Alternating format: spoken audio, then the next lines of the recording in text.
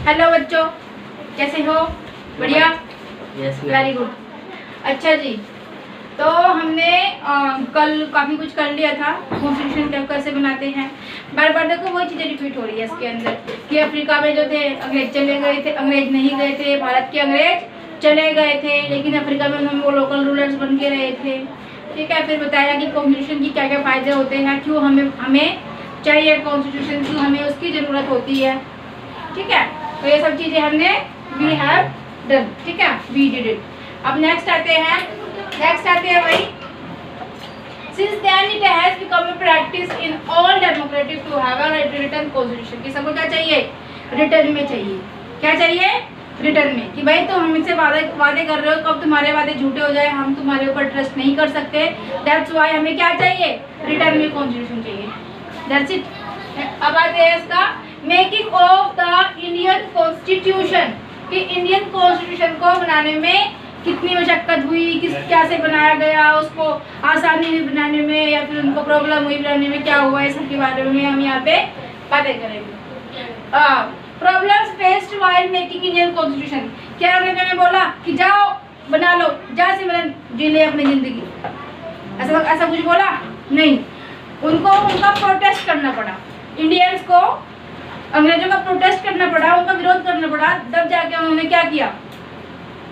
Constitution को design किया।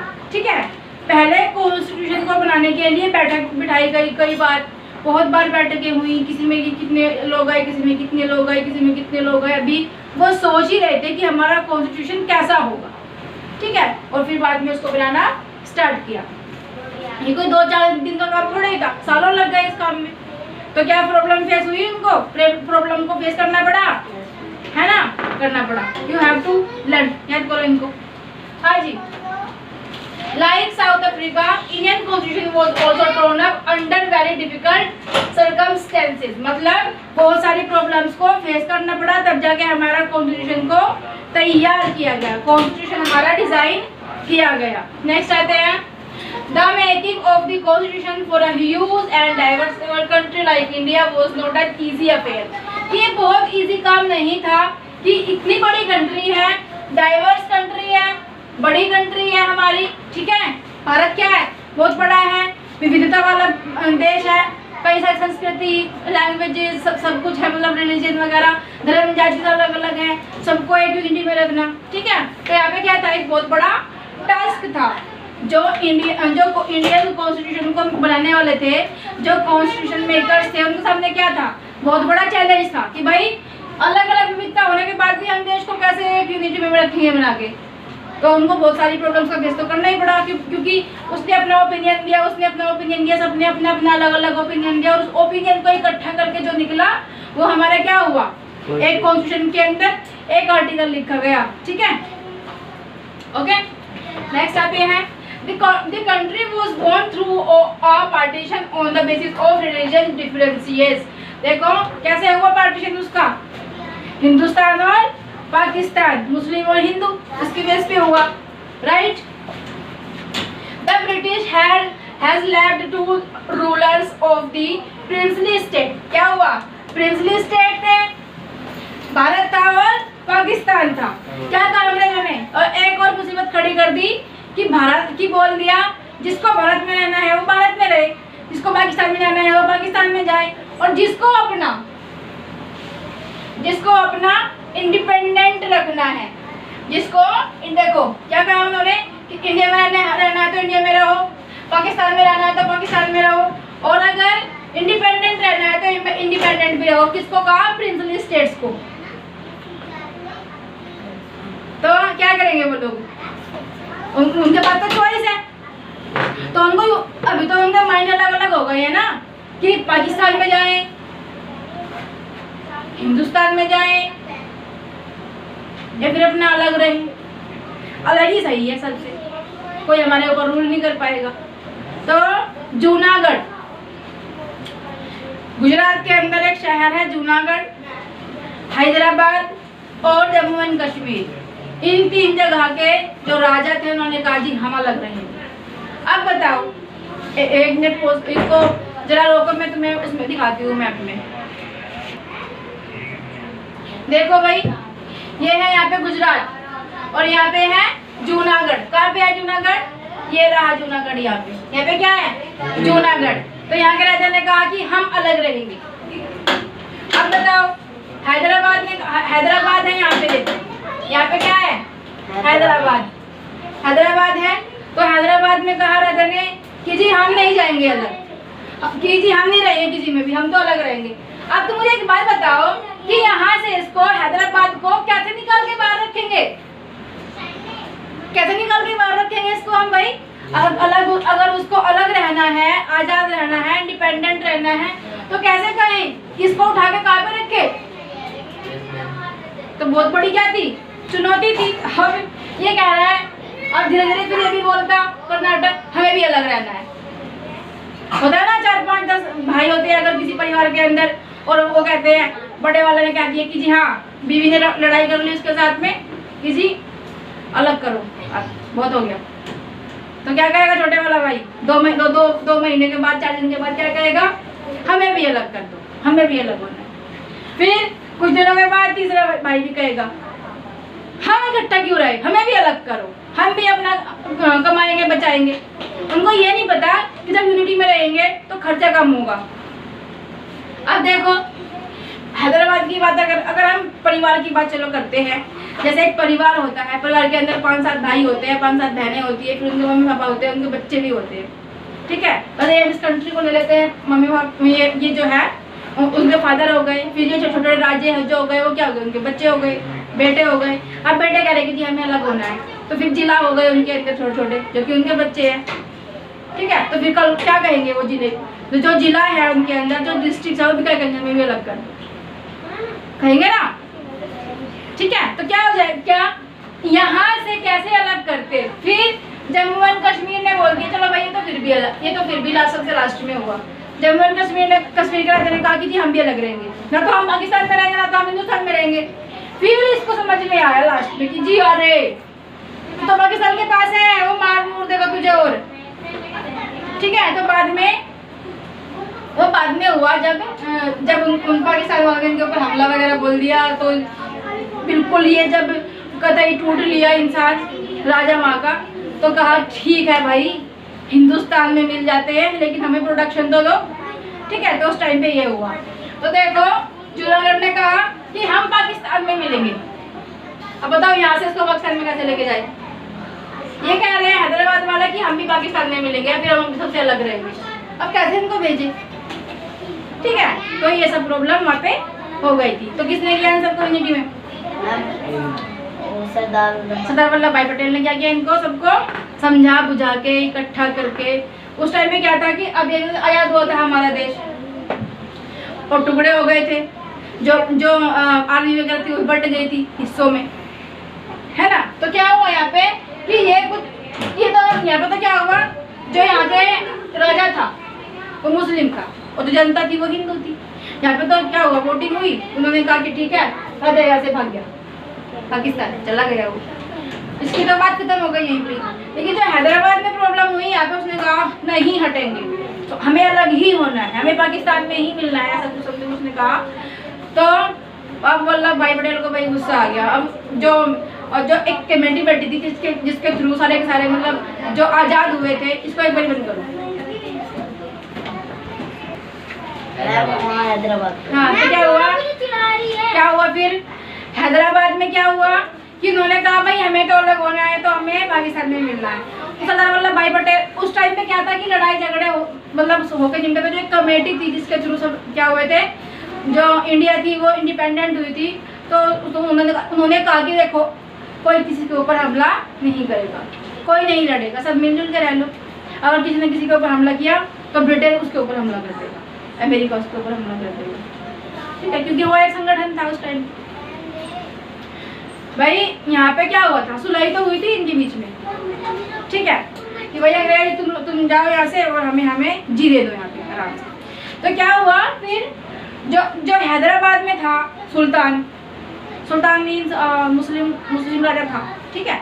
तो उसने क्या किया कि भाई देखो हम तो अलग होंगे या हमें तो अलग होना है, हमें पाकिस्तान में मिलना है, हमें और कुछ नहीं पता, क्योंकि अंग्रेजों ने बोल दिया कि तुम अलग हो सकते हो, तो हम भैया अलग होंगे, हमें किसी से कोई मतलब नहीं है। अब कोई होता है परिवार के अंदर जिसकी खोपड़ी में नहीं घुसता है कुछ, तो सरदार वल्लभ भाई पटेल को गुस्सा। अच्छा, तो क्या किया, मिलिट्री वालों को बोला ठीक है अपनी वर्दी उतारो, और पुलिस वालों तुम भी उतारो। पुलिस वालों की वर्दी उनको पहना दी, जाओ भेज दिए यहाँ पे इतने सारे के सारे। कहाँ से? दिल्ली से भेज दिए, चलो जाओ। और यहाँ पे आके इन्होंने कर दिया भाई, मिलिट्री वाले तो मिलिट्री वाले होते हैं। अब इन्होंने कहा समिति वालों ने आके कि भाई हाँ पटेल जी क्या किया, वहाँ पे मिलिट्री भेज दी। कह रहे हाँ कहाँ भेजी मिलिट्री, वो तो बस ऐसे ही भेजी, पुलिस वाले भेजे, मिलिट्री कहाँ भेजी, लड़ाई कहाँ कर दी। मतलब थोड़ा दंगे वंगे हो गए थे तो उनको जो भड़का रहे थे उनको फिर हम गिरो गए, तो ये सब हुआ था। तो ऐसे वल्लभ भाई पटेल जी ने क्या किया, कंट्रोल किया। भाई लोग पुरुष थे, आयरन मैन कहा जाता है उनको, मस्त आदमी थे, ठीक है, सल्यूट है भाई उनको, सल्यूट है। चलो जी आगे क्या है इसमें, आगे है कि the merger of these princely states was difficult under certain task. भाई इनके आगे बहुत बड़ा क्या था, बहुत बड़ी चुनौती थी इनके सामने। This made the makers of the constitution obsess about the present and future for the country. इन्होंने अपने जिस टाइम में बन रहा था उस टाइम में, उस प्रेजेंट में और अभी, मतलब 100 साल के बाद भी किसी को कोई प्रॉब्लम ना हो, ऐसे उन्होंने हमारे लिए तैयार किया, ठीक है, कितनी अच्छी बात है। चलो जी हाँ जी, the path the constitution, constitution बना कैसे, कॉन्स्टिट्यूशन कैसे बना, कॉन्स्टिट्यूशन कैसे बना भाई। डिस्पाइट ऑल दीज डिफिकल्टीज, सारी की सारी डिफिकल्टीज थी जब बनाया गया, okay. There was one big advantage for the makers of the Indian constitution, कि एक बड़ी एडवांटेज थी जब कॉन्स्टिट्यूशन बनाया गया, तो उनके पास में क्या था, एक बड़ी एडवांटेज थी। अनलाइक साउथ अफ्रीका, कि साउथ अफ्रीका की तरह जो वहाँ पे जो वहाँ पे डेमोक्रेटिक इंडिया थी, जो डेमोक्रेटिक इंडिया के अंदर क्या था, देखो इन्होंने ये कहा है इसमें कि एक बड़ी एडवांटेज ये थी कि अफ्रीका की तरह वहाँ पे लोकल रूलर्स नहीं थे। इंडिया के अंदर लोकल रूलर्स थे नहीं थे, सबको उखाड़ के फेंक दिया, सबको उखाड़ के बाहर फेंक दिया था। Alright, our national movement was not merely a struggle against a foreign rule. जो हमारा नेशनल मूवमेंट था वो जो उसका स्ट्रगल था, जो स्ट्रगल कर रहे थे लोग, तो वो किसके खिलाफ कर रहे थे, अंग्रेजों के खिलाफ प्रोटेस्ट कर रहे थे, विरोध कर रहे थे, लेकिन उनके लोगों के खिलाफ। देखो इससे अभी पूछा था कि मैम हमें क्या फायदा हुआ, अंग्रेज यहाँ पे आए तो हमें क्या फायदा हुआ। फायदा ये हुआ जो सती प्रथा थी उसको क्या कर दिया, खत्म कर दिया। सती प्रथा मीन्स कि जब किसी का हस्बैंड डेथ हो जाती थी, किसी के हस्बैंड की, तो उस लेडी को उसके साथ में जबरदस्ती जलाया जाता था उस टाइम, ठीक है, जिंदा ही उसको जला देते थे। ऑलराइट, तो अंग्रेजों ने इस चीज को क्या किया, समाप्त कर दिया। फिर एक चीज थी कि जब किसी का हस्बैंड मर जाता था फिर उसको जलाना बंद कर दिया लेडी को, लेकिन उसकी जो हालत वो बहुत बदतर हो गई। क्या हो गया, उसकी हालत बहुत बदतर हो जाती थी, बहुत दर्द की ठोकरें खाती थी, उसको उसके हाथ में कोई पानी नहीं पीता था, ये सब काम होते थे। तो अंग्रेजों ने क्या किया, अंग्रेजों ने किया कि जो सती प्रथा थी उसको खत्म किया, और विधवा जो विधवा हो जाती है, मतलब जब उनके हस्बैंड एक्सपायर हो जाते हैं, डेथ हो जाती है उनकी, तो उसके बाद उनकी शादी किसी दूसरे बंदे से कर देती। अब जरूरी थोड़ा ही है कि हर कोई लोग हैं यहाँ पे और सबके सिर्फ हस्बैंड ही गए हैं, किसी की वाइफ भी जा सकती है ना, किसी डिसीज की वजह से या किसी भी वजह से। तो जिसकी वाइफ नहीं है और जिसका हस्बैंड नहीं है, दोनों की शादी करा दी, ठीक है, या फिर जिसकी शादी नहीं हो रही है उसके साथ में करा दी उसकी शादी। तो ये सब उन्होंने किसने स्टार्ट किया, अंग्रेजों ने स्टार्ट किया। तो काफी कुछ चीजें देखे भी, जैसे कि बाल विवाह। पहले क्या होता था, छोटे छोटे बच्चे पैदा होते थे उनकी शादी करा देते थे कि भाई ये लड़का जो है, जो राजा महाराजे होते थे, ये लड़का और ये लड़की, अब इनकी शादी हो गई, अब 18 साल के बाद 20 साल के बाद अब इनकी वैसे शादी कर देंगे, फेरे वगैरह करवा देंगे। अभी बस इनकी बोल दी हमने तो शादी, जैसे तलाक तलाक तलाक बोलने से हो जाता था, वैसे ही वो बोलने से शादी हो जाती थी उस टाइम। तो अंग्रेजों ने क्या किया कि देखो क्या होता है कि जिस टाइम पे बचपन है उस टाइम उनकी शादी कर दी, लेकिन जब वो मैच्योर हो रहे हैं, कोई अब मान लो कि किसी की शादी किसी के साथ में कर दी, कोई लड़का है, दोनों इक्वल फैमिली से है, लेकिन पता नहीं कि भाई सुनामी आ गई, बाढ़ आ गई, सूखा पड़ गया, उसके राज्य में अकाल पड़ गया, XYZ कुछ भी हो सकता है, और ये बंदा चला गया पढ़ने के लिए विलायत, फॉरेन कंट्री चला गया पढ़ने के लिए, तो ये तो भाई पढ़ लिख के अच्छा बन जाएगा, एजुकेटेड। अब आप एक बात बताओ कि जब कोई एजुकेटेड पर्सन है, क्या वो किसी अनएजुकेटेड लड़के की शादी करना पसंद करेगा? वो भी उतनी हाई लेवल प्रोफाइल का नहीं करेगा, तो वो शादी ज़्यादा दिन टिक नहीं पाती। दैट्स व्हाई क्या हुआ, इसको भी खत्म कर दे कि भाई बाल विवाह नहीं होगा जब तक लड़की जो है वो 18 साल की, 20 साल की, 21 साल की नहीं होगी, और लड़का 21 साल का नहीं होगा, तब तक शादी नहीं। जबरदस्ती बाल विवाह तुम लोग नहीं करा सकते। लेकिन ये ऐसा पहले होता था, फिर बाद में उनको इस चीज़ को जब बच्चे बड़े हो जाते थे, मैच्योर हो जाते थे, उनको उस चीज़ को ढोना पड़ता था, और मतलब पूरी लाइफ। तो अच्छा किया ना अजय ने। दूसरी चीज़ ये किया कि जो इक्विपमेंट थे, हमें नहीं पता था उतना इक्विपमेंट के बारे में, जैसे भाई गन हो गई, ये सब मतलब कई सारी चीज़ें हो गई जो उस टाइम के इक्विपमेंट थे, तो हमें वहाँ से लेके आते थे ब्रिटेन से, ठीक है। तो हमें बहुत सारी जानकारी मिली। उन्हीं के थ्रू क्या हुआ, जब वो लोग इंग्लिश में बातें करते थे तो उनको कि भाई ये कह क्या रहे हैं जानने के लिए हमें क्या ज़रूरत थी, हमें भी इंग्लिश जानने की ज़रूरत थी। तो हमने क्या किया, इंग्लिश को अपनाया। अब वो एक अलग बात है कि अनपढ़ इंसान भी इंग्लिश बोलता है देख के एक दूसरे को। सॉरी हो गया, sorry. I saw a video, मैंने कब देखी थी, एक दिन पहले शायद देखी थी मैंने। तो उसमें क्या था कि एक गवर्नमेंट स्कूल के टीचर है बिहार के अंदर, दिस इज ट्रू, और उसको बोला गया कि तुम ये लिखो वो लिखो, and she can't, she could not, वो लिख नहीं पा रही थी, ठीक है, she could not right what ever, जो मीडिया वाला था उसने उसको बोला, ठीक है, पत्रकार ने बोला। तो उसने कहा सॉरी अभी याद नहीं आ रहा, तो उसने कहा ठीक है सॉरी लिख दो। तो उसने कहा सॉरी हमें हिंदी में आता है, इंग्लिश में नहीं आता। कहा ठीक है हम आता तो हिंदी में ही लिख दे। तो क्या किया उसने, सॉरी लिखा इस तरह से, सॉरी, ऑलराइट। क्या हुआ, सॉरी लिख कर दिखा दिया उन्होंने। लेकिन this is the bad way कि भाई जब हमें कुछ नहीं आता तो ट्यूशन जो स्कूल में बच्चे आ रहे हैं हम उनको क्या सिखा रहे हैं, ठीक है, क्या सिखा रहे हैं जब हमें ही नहीं आती है कोई चीज़। एज वेल मैंने उस बच्चे का तुम्हें एग्जाम्पल दिया था, मैं उनका नाम नहीं लेना चाहूँगी, और उनके अंकल चाचा वगैरह मामा वगैरह यहाँ पे आए थे। I have told you also about that incident. तो वो मुझे कह रहे हैं कि मैडम आप क्या सिखा रहे हो बच्चों को। मैंने कहा भाई क्या हुआ, भाई 5th क्लास में बच्चा है, जो उनको वो सिखाना चाहिए वो सिखा रही हूँ मैं, ठीक है। तो कहा अच्छा मैथ तो उसको आता नहीं, प्लस तो उसको आते नहीं 5th क्लास में। भाई तुम एक बार बताओ, मैथ जब मैंने उसको 2nd और 3rd क्लास में करा दिया हुआ है, मैं प्लस माइनस जब मैंने उसको 3rd क्लास में अच्छे से उसको एक्सप्लेन कर दिया हुआ है, 4th उसने पास आउट कर लिया है, भाई मिस्टेक तो हो जाती है, बच्चा ही तो है। फिर भी मैंने उसका पक्ष नहीं लिया, मैंने कहा ठीक है भाई हमसे गलती हुई है, उसको सुधारेंगे हम। लेकिन इस स्टेज पे आके देखो कोई प्लस माइनस नहीं सिखाता है।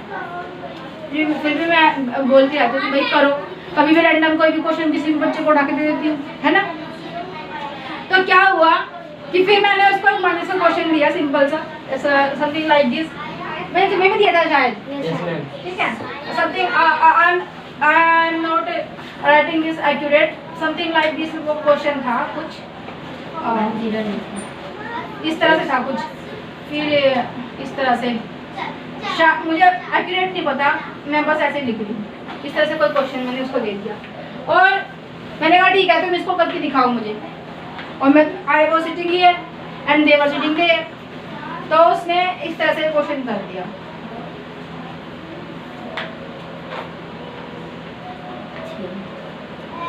इस तरह से। तो क्या ये सही है? नहीं है सही। तो उसने फिर मैंने कहा देखो क्वेश्चन किया है उसमें सही है क्या, and he was saying to me कि मैं पढ़ाता हूँ बच्चों को, मैं इंग्लिश का टीचर हूँ, मैंने एकेडमी खोली हुई है, blah blah blah blah blah, he was saying to me like that.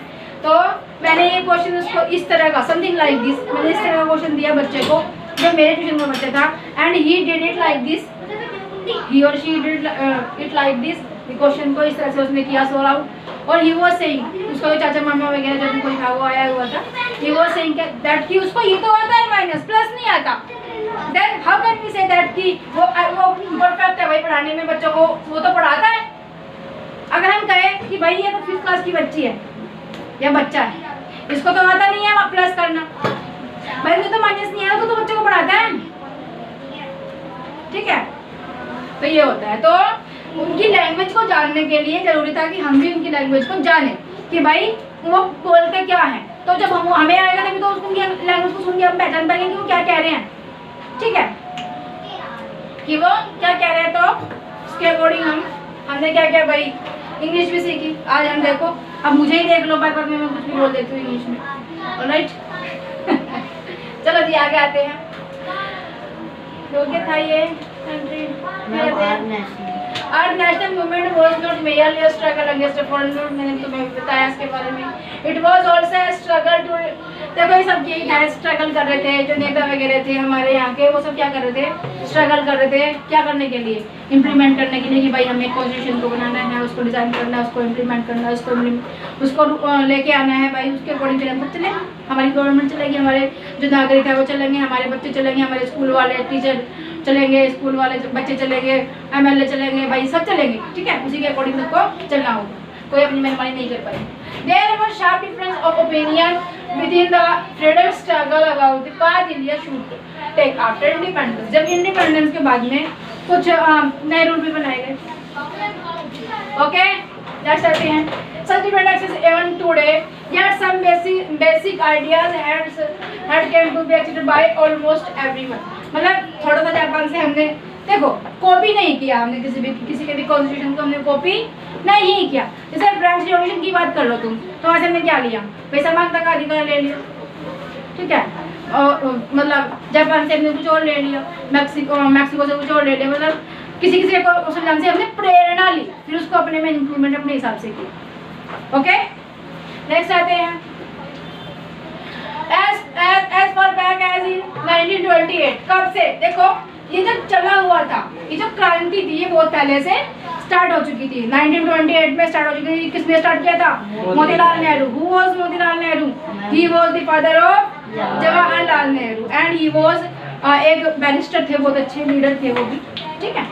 चलो जी, Motilal Nehru and 8 other Congress leaders drafted a constitution for India। तो क्या था, वो भी कोशिश कर रहे थे कि इंडिया के लिए वो थे, और 8 लीडर्स और भी थे उनके साथ में, जस्ट लाइक नेल्सन मंडेला थे और 7 लीडर और थे उनके साथ में। वैसे ही मोतीलाल नेहरू थे 1928 में, और 8 लीडर और थे उनके साथ में जो कॉन्स्टिट्यूशन को डिजाइन करने की तैयारी में थे। कब से, 1928 से। देखो कब से स्टार्ट हो रहे हैं, कब से लगे पड़े हैं, और कब जाके आज़ाद हुआ हमारा भारत। और ढंग से तो आज भी आज़ाद नहीं है ना। जैसे लड़कियाँ बचपन में इस मतलब कुछ मतलब बचपन में तो बच्चे होते हैं, तो थोड़ा बड़ा हो जाता, बड़ी रहती है लड़की, तो क्या करता है, अपने मम्मी पापा के अकॉर्डिंग चलती है। उसके बाद फिर उसकी शादी हो जाती है। शादी होने के बाद क्या होता है, अपने हस्बैंड के अकॉर्डिंग, अपने सासुर के अकॉर्डिंग चलती है। फिर जब उसके थोड़े दिन हो जाते हैं, जब वो पापा कहते हैं कि पापा हमें अलग कर दो, उसके बाद में क्या होता है कि she has to live according to her husband, अपने हस्बैंड के अकॉर्डिंग उसको चलना होता है। उसके बाद जब उसके बच्चे बड़े हो जाते हैं, तब उसको अपने बच्चों के अकॉर्डिंग चलना होता है। तो प्रॉपर फ्रीडम अभी भी नहीं है, ठीक है। कहते हैं कि सब समान है, लेकिन बहुत कुछ गलत हो रहा है, बहुत कुछ गलत हो रहा है। दिल्ली की बात लगा लो, ये तो राजधानी है, कैपिटल ऑफ इंडिया, लेकिन फिर भी यहाँ पे बहुत कुछ गलत होता है, हर रोज गलत होता है। कुछ ना कुछ स्टिचिंग हो रही है, ये उल्टे सीधे काम हो रहे हैं, ये मार दिया, वो मार दिया, उसको फ्रिज में डाल दिया, उसको फ्रीज कर दिया, उसके टुकड़े बहा दिए, ब्ला blah blah blah blah, loads of things आ गए, ठीक है। चलो जी,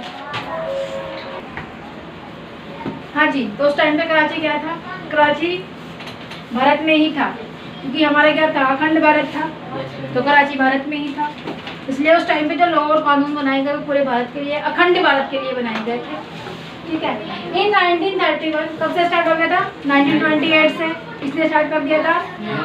जो कांग्रेस पार्टी में थे मोतीलाल नेहरू, उन्होंने इसको स्टार्ट कर दिया था। Why are you talking all, why, हाँ जी। In 1931, the resolution at the Karachi session of the Indian National Congress developed on how independent India's constitution should look like। कि भाई इंडिपेंडेंस के बाद जब आज़ाद हो जाएगा देश तो हमारा कॉन्स्टिट्यूशन कैसा दिखेगा, ठीक है, आज़ाद होने के बाद। But they did not know that कि इसके दो टुकड़े हो जाएंगे, it will divide in 2 parts, Bharat and Pakistan, ठीक है, they did not know about this. Next is the some basic values were accepted by all leaders much before the Constituent Assembly made to celebrate on the Constitution। उनको ये भी decide करना था कि जो हमारा कॉन्स्टिट्यूशन, जब हमारा कॉन्स्टिट्यूशन इम्प्लीमेंट होगा तो हमें उसको कब सेलिब्रेट करना है, ऑलराइट, कब सेलिब्रेट करते हैं भाई, 26 जनवरी, ठीक है, 26 जनवरी को हम इसको सेलिब्रेट करते हैं। नेक्स्ट आते हैं, both these document were committed to the inclusion of a universal adult franchise, जैसे कि फ्रांस में हुआ था, the right to freedom and equality, क्या होता है वहाँ पे, the right to freedom कि हम आज़ाद रहेंगे, equality समान रहेंगे, and to protecting the rights of minorities in the constitution of independent India, कि जब इंडिपेंडेंस हो जाएगी हमारी, जब भारत हमारा आज़ाद हो जाएगा तो मेजॉरिटी माइनॉरिटी के ऊपर हावी नहीं हो सकती है, इक्वालिटी रहेगी सब में, ठीक है, फ्रीडम रहेगी, ठीक है, और हमारे जो राइट्स है उनको कोई छेड़छाड़ नहीं कर सकता, उनके साथ में उनको कोई टच नहीं कर सकता, छू भी नहीं सकता उनको, ऑलराइट, ओके जी। एक्सपीरियंस फ्रॉम कॉलोनियल रूल्स, आप देखो कि जो कॉलोनियल रूल है उसके बारे में हम जानते हैं। The familiarity with the political institutions of the colonial rules also had develop a agreement over the institutional design. जब कॉन्स्टिट्यूशन को हमने बनाया गया तो कुछ देखो हर चीज़ पॉलिटिकल भी उसमें इशू हुई, हर चीज़ उसके अंदर आ गई, ठीक है, कॉलोनियल रूल ने बहुत हेल्प की, कॉलोनियल रूल ने भाई हमारा कॉन्स्टिट्यूशन के design, alright. The British rule had given voting rights only to a few.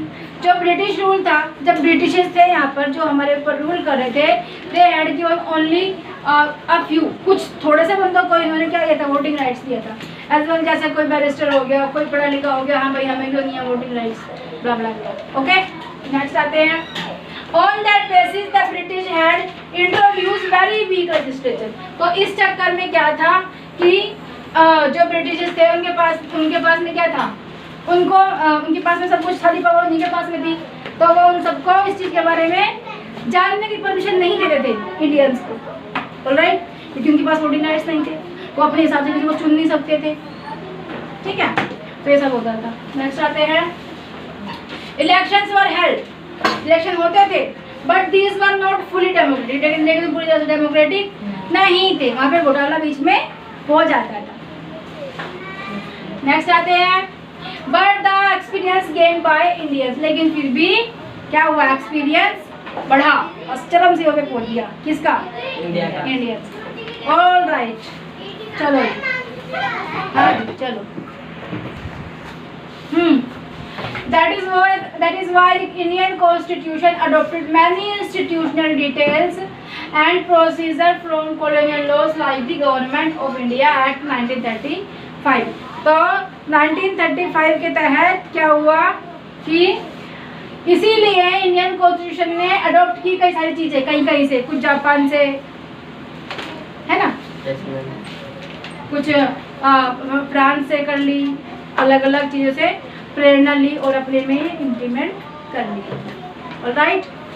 चलो जी बाकी का हल करते हैं।